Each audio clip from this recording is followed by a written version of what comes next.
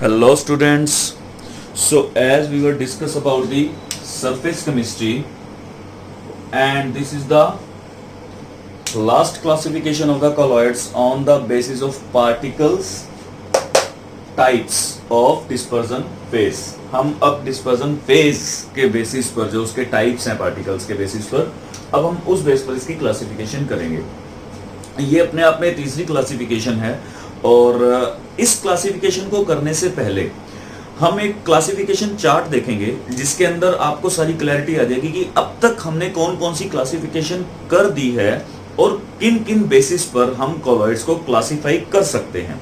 ठीक है, तो first of all we will discuss about the classification chart and afterwards जो हमारा आज का टॉपिक है that is called the classification based upon the types of particles of dispersion phase. Dispersion phase के parts पर हम इसे क्लासिफाई करने की कोशिश करेंगे। क्लियर?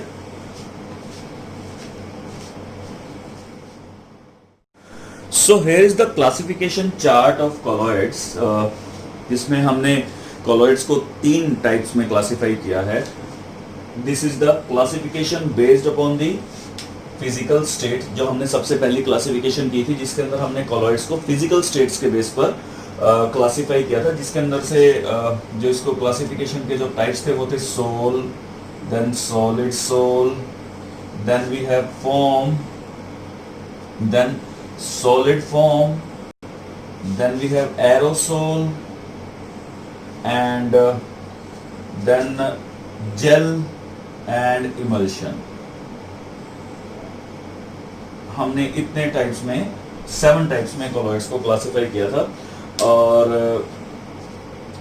1 2 3 4 5 6 7 हाँ 7 प्रकार में हमने कॉलॉइड्स को क्लासिफाई किया था in the physical state classification में। ठीक है, याद रखें इसके अंदर भी दोनों फेजेस के हमने दोनों टाइप्स के फेजेस को हमने कंसीडर किया था, डिस्पर्जन फेज और डिस्पर्जन मीडियम के। ठीक है, यहाँ पर भी देखते हैं अभी जो हमने लास्ट लेक्चर के अंदर बात की थी that is the interaction between the dispersion phase and dispersion medium. इस पे भी हमने दोनों टाइप्स को कंसीडर किया है, डिस्पर्जन फेज को और डिस्पर्जन मीडियम को। दैट इज द हमने जो इसके अंदर बात की थी दो थे वो, that was lyophilic and lyophobic. ठीक है, और इसके अंदर हमने लायोफिलिक और लायोफोबिक के अंदर मेजरली यदि वाटर को चूज किया तो हाइड्रोफोबिक और हाइड्रोफिलिक को भी हम यहाँ पर कंसीडर करते हैं। ठीक है, in case of water different mediums के अंदर यहाँ पर डिफरेंट नाम से हम उसको कंसीडर करते हैं। याद रखें दोनों के दोनों फेजेस यहाँ पर यूज, दोनों के दोनों टाइप्स यहाँ पर यूज हुए हैं, डिस्पर्जन फेज और डिस्पर्जन मीडियम। अब जो हमने आज तीसरी क्लासिफिकेशन करनी है, यहाँ पर सिर्फ और सिर्फ एक ही टाइप्स के पार्टिकल्स को हमने कंसीडर करना है, that is called the dispersion phase को। यहाँ डिस्पर्जन मीडियम का कोई रोल नहीं है। ठीक है, further it can be classify, ये इसके जो 3 टाइप्स बनेंगे that is multi molecular colloids, that is called the multi molecular colloids, और यहाँ जो आएगा that will be macro molecular colloids, and the third one is that will be associated colloids, associated colloids। तो अब हमने ये 3 types पढ़ने हैं। 3 टाइप्स के अंदर हम एक एक करके देखेंगे कि इनके अंदर किस तरह के कॉलॉइड्स जो हैं वो कंसीडर किए जाते हैं based upon the particles of dispersion phase. हमने सिर्फ फेज को कंसीडर करना है जो लेस क्वांटिटी में यहाँ पर यूज हो रहे हैं। ठीक है, so now firstly we will discuss about the multimolecular colloids।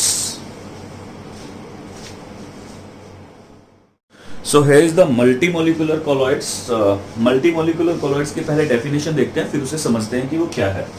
so when on dispersion of a substance in the dispersion medium we are going to form a colloids। हम colloids की बात कर रहे हैं तो हमने क्या किया कि हमने एक सब्सटेंस को डिस्पर्जन मीडियम के अंदर एंटर करवाया on A large number of atoms, जिसके हमने क्या लिए लार्ज नंबर ऑफ एटम्स लिए। खास बात क्या था कि और smaller molecule of the substances with diameter less than 1 nanometer. जो हमने चीज ऐड की है, फॉर एग्जांपल ये मेरा डिस्पर्जन मीडियम है, this is the dispersion medium.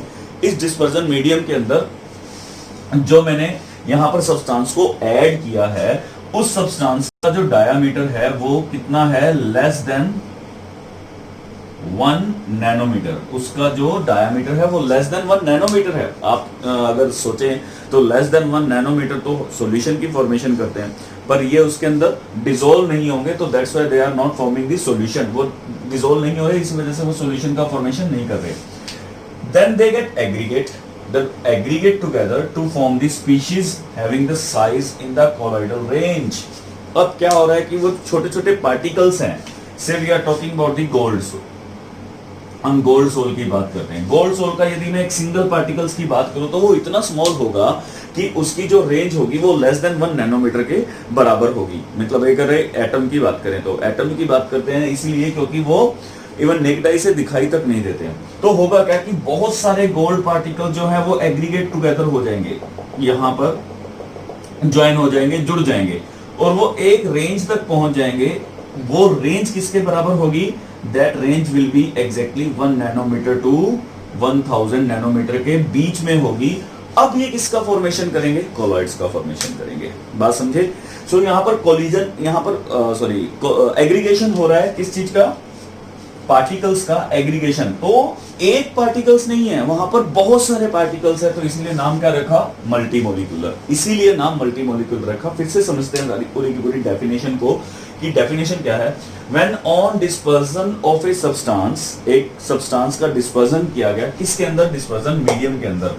So a large number of atom और smaller molecule of the substances with diameter less than 1 nanometre, जिसका डायामीटर कितना था, लेस देन 1 नैनोमीटर था, एग्रीगेट टुगेदर, जुड़ते हैं, to form a species having a large having a size in the colloidal range, जिसका जब range कितना आएगा, colloidal रेंज के बराबर आ जाएगा। The species thus form are called multi-molecular colloids। अगर आप इसको सिंपल लैंग्वेज में समझे कि we are going to form the colloids, हम colloids की फॉर्मेशन करने जा रहे हैं, तो colloids की फॉर्मेशन के लिए हमें दो चीजें चाहिए। One is dispersion medium, ये हमारे पास डिस्पर्जन मीडियम है, और जो चीज डालने जा रहे हैं वो डिस्पर्जन फेज होना चाहिए, ठीक है। पर उस डिस्पर्जन फेज की एक खासियत है कि उसकी जो रेंज होना चाहिए डायमीटर का, वो 1 नैनोमीटर टू 1000 नैनोमीटर के बराबर होनी चाहिए। बट एग्जैक्टली यहाँ क्या है, यदि मैं उसका एक पार्टिकल कंसीडर करता हूं तो उसकी रेंज लेस देन 1 नैनोमीटर आती है।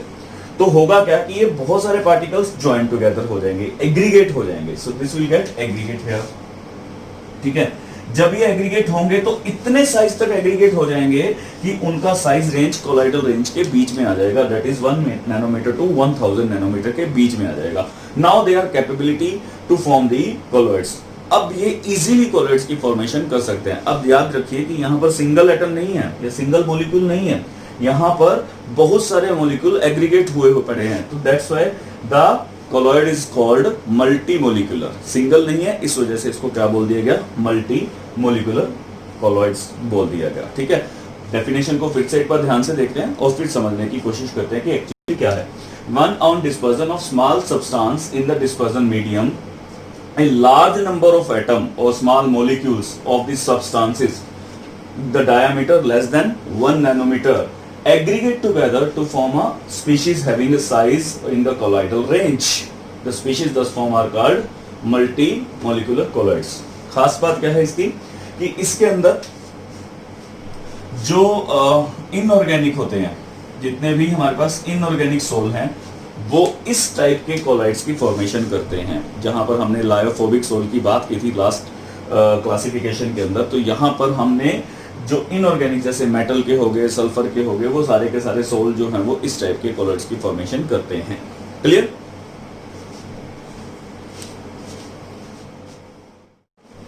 सो now we are having macromolecular colloids. जब हमने मल्टी मोलिकुलर की बात की थी, वहां पर यह चीज थी कि सिंगल मोलिक्यूल के पास इतनी कैपेबिलिटी नहीं थी कि वो कोलॉइड्स की फॉर्मेशन कर सके, क्योंकि उसका साइज बहुत ही ज्यादा स्मॉल था। तो मैक्रो के अंदर आप अंदाजा लगा सकते हैं कि मैक्रो मोलिकुलर कोलॉइड्स क्या होंगे। मैक्रो मोलिकुलर कोलॉइड्स वो कोलॉइड्स होंगे कि सिंगल मोलिक्यूल के पास कैपेबिलिटी होगी या वो रेंज होगी जो कोलॉइडल रेंज के साथ मैच करती है और कोलॉइडल सॉल्यूशन की फॉर्मेशन करेगा।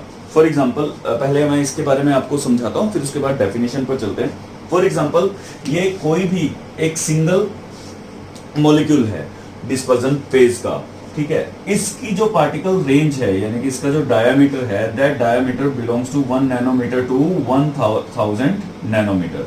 ठीक है, ये डायमीटर जो सिंगल मॉलिक्यूल का है, this is a single molecule. ठीक है, सिंगल मॉलिक्यूल है, सिंगल मॉलिक्यूल का जो रेंज है वो इतना बड़ा है कि उसका जो पार्टिकल साइज है वो 1 नैनोमीटर टू 1000 नैनोमीटर के बीच में लाई करता है।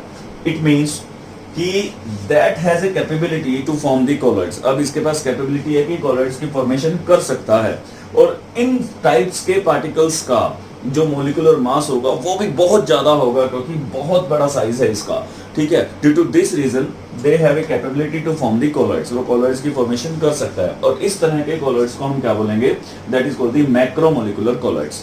आप डेफिनेशन समझते हैं, डेफिनेशन से इसको और क्लियर करते हैं। When certain substances having the big size, इनका साइज क्या है, ऑलरेडी बिग है, बिग मॉलिक्यूल called मैक्रोमोलिक्यूल, इनको मैक्रोमोलिक्यूल बोलते हैं। having a large molecular masses, इनका मोलिकुलर मास भी क्या होगा, लार्ज होगा, लार्ज मोलिकुलर मास। ठीक है, dissolve in a suitable liquid, dispersion medium के अंदर हम इसे डिसॉल्व करें, they form A solution in which the molecule of the substance that is dispersed particles having the size in the colloidal range, कि इनका जो पार्टिकल साइज है वो colloidal range के बीच में होगा। so such particles will form the macromolecular colloids, in particles की वजह से मैक्रोमोलिकुलर colloids की फॉर्मेशन होती है।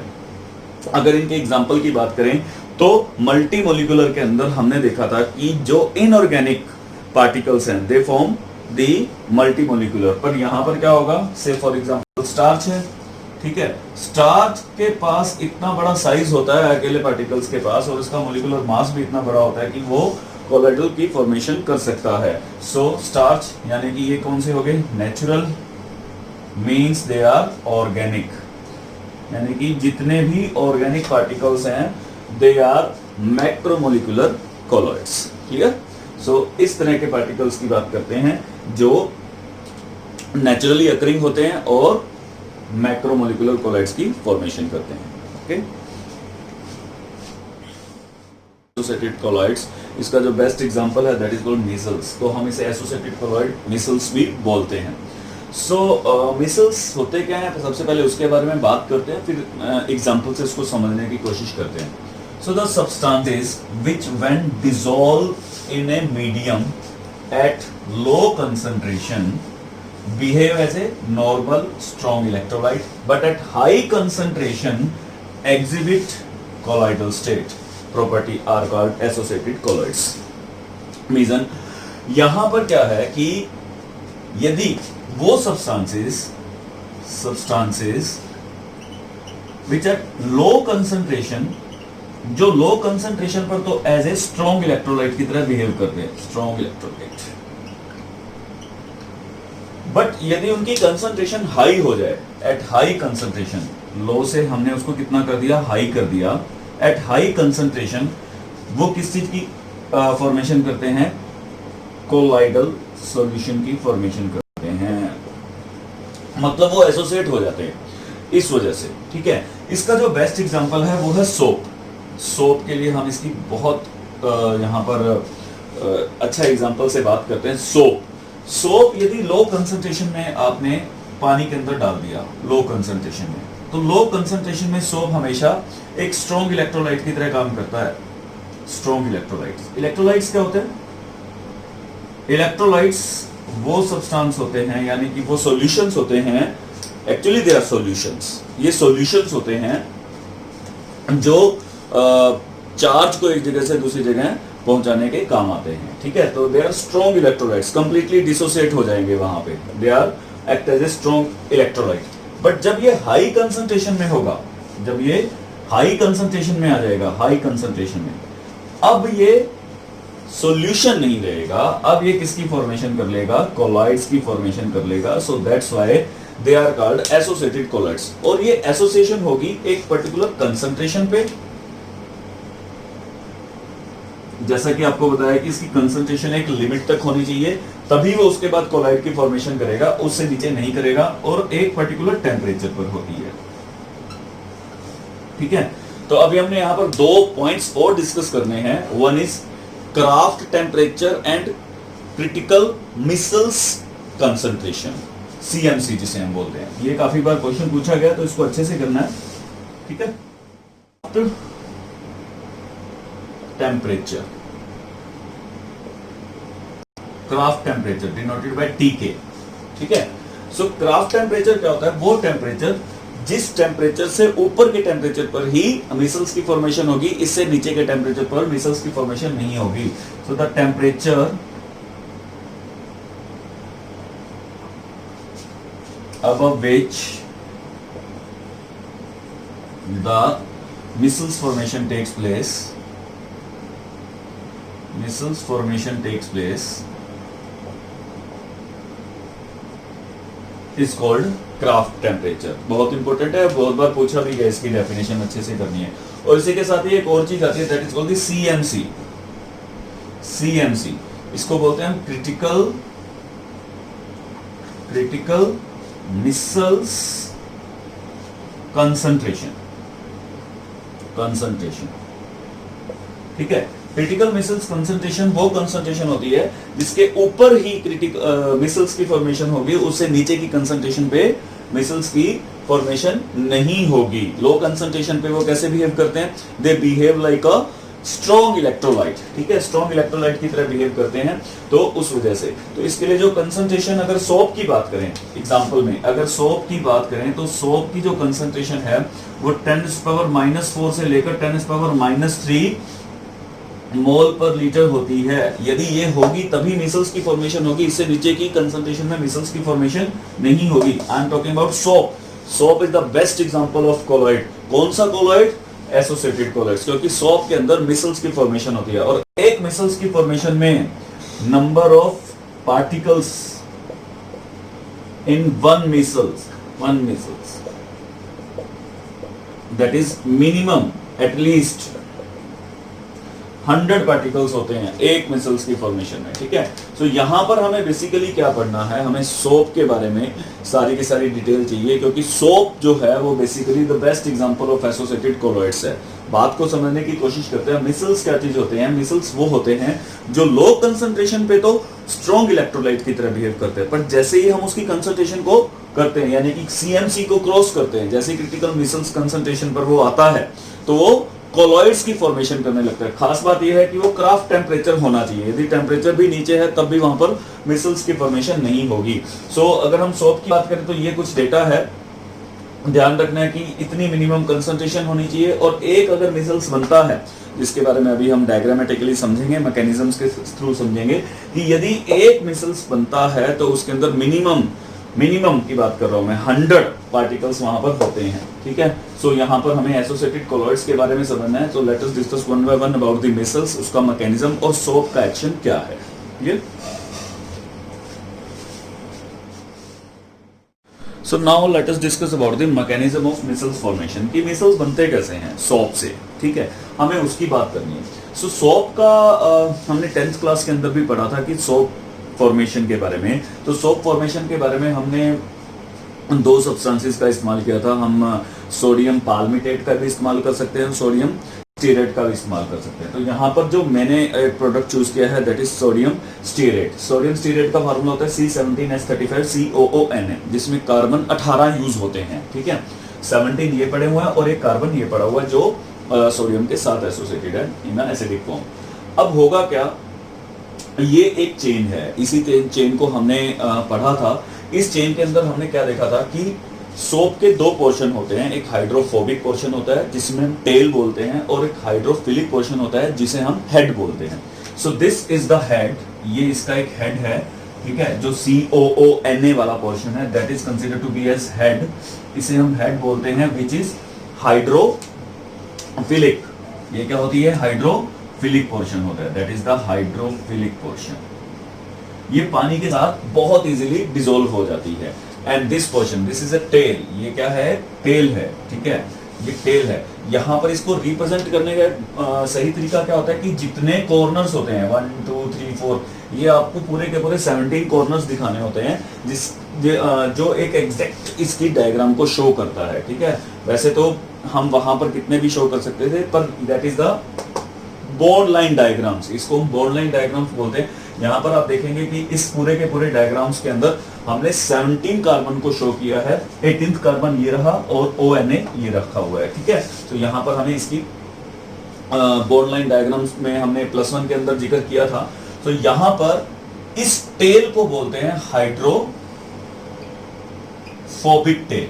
क्या बोलेंगे इसे? Hydrophobic tell. हाइड्रोफोबिक टेल क्यों बोला जाता है? क्योंकि ये वाटर रिपेलेंट होती है, इट्स हेट्स वाटर, ये वाटर से रिपेल करेगी और ये वाटर के अंदर डिसोल्व हो जाएगा, ठीक है। तो जैसे ही ये स्ट्रक्चर हुआ हमारा सोप का, इसी सेम वे में हम पाल्मिटेट को भी शो कर सकते हैं जिसके अंदर कार्बन 16 होते हैं, ठीक है। तो सेम वे में हम यहाँ पर 16 कार्बन को रिप्रेजेंट करेंगे और इस जैसे यहाँ पर 18 कार्बन को रिप्रेजेंट किया हुआ है, ठीक है। जैसे ही हम इसे पानी में इंट्रोड्यूस करवाएंगे तो what you will be observe, ये स्टीरेट आयन है। आयन में कैसे ब्रेक डाउन हो जाएगा, मैं अगर यहाँ पर आपको रिप्रेजेंट करके दिखाऊं तो ये मेरा फॉर्मूला है C17H35COONA, ठीक है। जैसे ही हम इसे पानी में डालते हैं, as we introduce into the water, तो होगा क्या कि ये अपने आयंस में ब्रेक डाउन हो जाएगा। आयंस में कैसे? C17H35COO negative plus Na positive. So ये आपका वो सोप है जो एक्चुअली एक्शन करता है। अब थोड़ा सा चीज को समझते हैं प्रैक्टिकली। ये वो सोप है जो आप अपने वॉश बेसिन में या बाथरूम में रखा देखते हैं सॉलिड फॉर्म के अंदर, ठीक है। सो this is the solid soap. जैसे ही हमने इसे पानी में इंट्रोड्यूस करवाया, ये किसमें ब्रेकडाउन हो गया? आयनिक फॉर्म में। सोडियम पार्ट इससे अलग निकल गया। एक्चुअली सोडियम पार्ट हेड में इन्वॉल्व नहीं होता, सोडियम सिर्फ और सिर्फ इसको कंप्लीट कंबाइन करने के लिए होता है, दैट्स ऑल। जैसे ही पानी में इंट्रोड्यूस होता है, सोडियम इज लॉस्ट समवेयर है, सोडियम पानी के अंदर डिसॉल्व हो जाता है। हमें इस सोप से काम लेना है। ये वाला सोप है जो क्लींजिंग एक्शन कॉज करता है, दिस वन C17H35COONA। तो यहाँ पर जैसे ही हम इसे पानी में इंट्रोड्यूस कर रहे हैं, हो क्या रहा है? सोडियम तो यहाँ पर पानी में डिसॉल्व हो जाता है। सो हियर इज द सोडियम, यहाँ पर सोडियम रखा हुआ है कहीं भी, ठीक है, डिसॉल्व हो गया पानी के अंदर। बट जो आयंस है that is the stearate ion. अब हम इसे क्या बोलेंगे? That is the stearate ion, stearate ion, ठीक है, क्योंकि अब इसके ऊपर चार्ज है, sodium ion and stearate ion.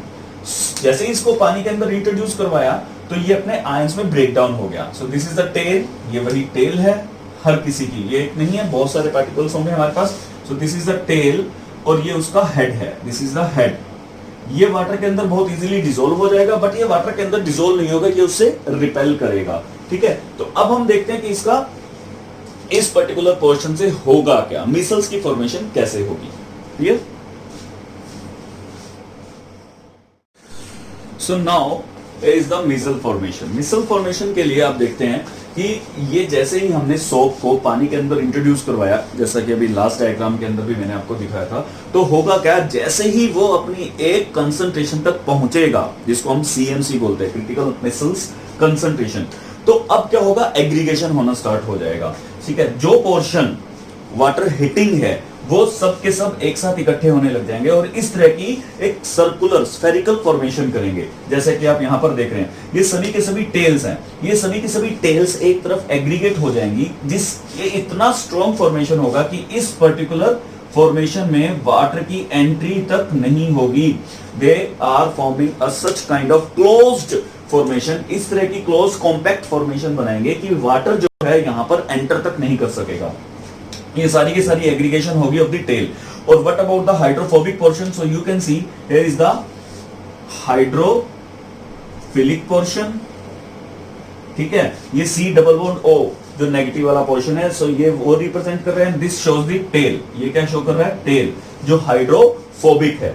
ये हाइड्रोफिलिक तो वाटर के साथ डिसॉल्व है, यहां तक वाटर है, ठीक है, यहां तक इस पोर्शन तक आप वाटर देख रहे हैं और इसके नीचे कोई वाटर का ट्रेसेस तक नहीं होगा, क्योंकि ये इतनी कॉम्पैक्ट फॉर्मेशन होगी कि यहां पर वाटर एंटर तक नहीं कर सकेगा। अभी हमने लास्ट में इसके लिए मिनिमम मिसल्स फॉर्मेशन के लिए सोप की मिनिमम पार्टिकल्स की कंसंट्रेशन देखी थी कि एक मिसल्स की फॉर्मेशन के लिए मिनिमम 100 पार्टिकल्स जो है वो आपस में कॉम्पैक्ट फॉर्मेशन करते हैं। सो दिस इज द मिनिमम। जो अगर बात करें तो इसके अंदर 100 पार्टिकल्स मिनिमम से मिनिमम होंगे। और ये यहां पर हम देख रहे हैं कि यहां पर जो बाहर की तरफ है, जो वाटर के अंदर डिसॉल्व पोर्शन है, इस पोर्शन को हम बोलते हैं हाइड्रोफिलिक क्योंकि ये C double bond O that is the head only. What about sodium? Sodium is here only. ये वाटर के अंदर कहीं ना कहीं डिसॉल्व हो जाता है। इसका यहाँ पर सोप की क्लींजिंग एक्शन में कोई फॉर्मेशन नहीं होती है, कोई यूज नहीं होता है, ठीक है। Soap is here only. यहाँ पर हमने सिर्फ इसके ऊपर फॉर्मेशन देखनी है। तो ये अब हुआ क्या, जैसे ही हमने इसको पानी में डाला, पानी में डालते ही सोडियम अलग हो गया, तो this is the sodium. C double bond O portion ये वाटर के साथ डिसॉल्व हो गया। जो टेल है, हाइड्रोफोबिक पार्ट है, वो इतनी आपस में कॉम्पैक्ट फॉर्मेशन करते हैं कि वाटर उसके अंदर एंटर तक नहीं करेगा। सो this is a circular formation, और इसी फॉर्मेशन को हम क्या बोलते हैं? That is called the micelles. That is micelles only. Clear? अब हम बात करेंगे क्लींजिंग एक्शन ऑफ सोप की। So here is the cleansing action of soap. यहाँ पर हम क्लींजिंग एक्शन की बात करें तो क्लींजिंग एक्शन के लिए व्हाट यू विल ऑब्जर्व से ये कोई भी क्लॉथ है, क्लॉथ का पीस है, उस क्लॉथ के ऊपर कोई ऑयल या ग्रीस का जो पार्ट है वो डिपॉजिट हो गया, जो नॉर्मल वाटर के एक्शन से नहीं निकल रहा। So what we will do, हमने क्या किया कि यहाँ पर सोप को इसके अंदर इंट्रोड्यूस करवाया। सो this is the soap solution. Soap solution में क्या होगा, तो यहाँ पर जो ये अपने आयंस में ब्रेक डाउन होगा, जैसा कि अभी हमने बात की। जो इसका हाइड्रोफोबिक पोर्शन है, हाइड्रोफोबिक पोर्शन इज ऑर्गेनिक। ये क्या है? ऑर्गेनिक है, जो वाटर के साथ तो मिक्स नहीं हो रहा, बट इट्स ऑयल ड्रॉप के साथ ये बहुत इजीली मिक्स हो जाएगा। ऑयल या ग्रीस के साथ बहुत इजीली मिक्स हो जाएगा, क्योंकि ऑयल ड्रॉप भी ऑर्गेनिक होती है या ग्रीस भी ऑर्गेनिक होता है, और ये भी क्या है? Organic. So like dissolve like के फॉर्मूला से ये जो हाइड्रोफोबिक टेल है, ये इसके साथ बॉन्ड का फॉर्मेशन कर लेंगे। अब देखिए हुआ क्या कि ये जो नेगेटिव पोर्शन है, that is the stearate ion, जो यहाँ पर COO नेगेटिव पोर्शन है, इसने तो वाटर के साथ बॉन्ड का फॉर्मेशन कर लिया, टेल ने इस ऑयल के साथ बॉन्ड का फॉर्मेशन कर लिया। Now see oil then tail then C double bond O ion, ठीक है। सो ये अब एक बॉन्ड की फॉर्मेशन है, और जैसे ही यहाँ पर मिसल्स की फॉर्मेशन होगी, सो होगा क्या, यहाँ पर ऑयल ड्रॉपलेट्स इस पर्टिकुलर पोर्शन के अंदर फिक्स हो जाएगी, जो एक कॉम्पैक्ट स्ट्रक्चर वो फॉर्मेशन करते हैं, मिसल्स की फॉर्मेशन करते हैं। और जैसे ही हम इसे वॉश आउट करेंगे, तो पानी के साथ साथ that is C double bond O ion, tail और ऑयल ड्रॉपलेट्स उससे बाहर निकल जाएगी। So that is the thing, आपका क्लॉथ्स क्लीन हो जाएगा, ठीक है। सो यहाँ पर ऑयल ड्रॉपलेट था, और यहाँ पर इसके क्लींजिंग एक्शन से ये बाहर हो गया। सो that is the cleansing action of soap, ठीक है। ओके।